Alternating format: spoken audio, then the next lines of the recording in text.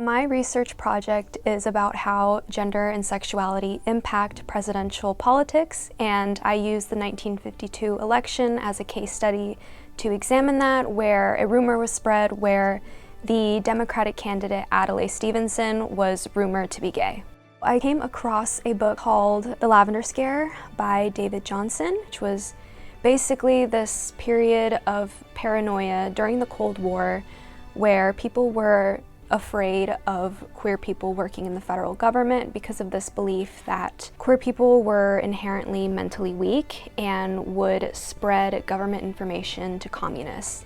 However, I was really disappointed that the portion of the election was very, very short and that there was not a lot of information or expansion onto the rumor on Stevenson.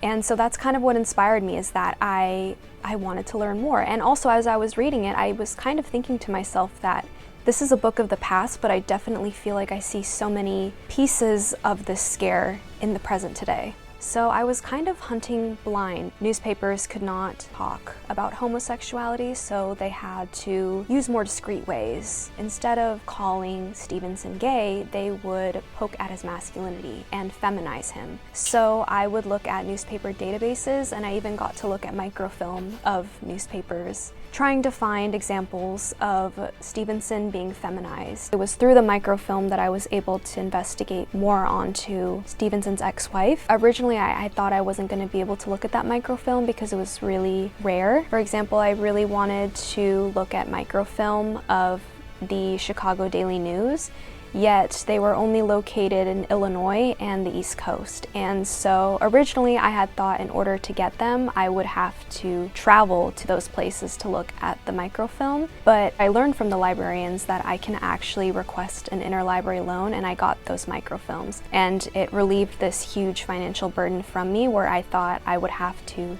take the time and take the money to travel, when in reality the library is there to actually bring all those resources to me and make my research much more accessible.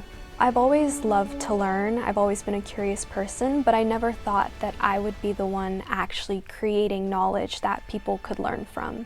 I think I've realized from this project that I want to keep researching. I'm not sure how this will manifest, but that I want to keep this going. To be able to say that I actually pulled this topic off when in the beginning I didn't think I actually could have done it, I feel very accomplished.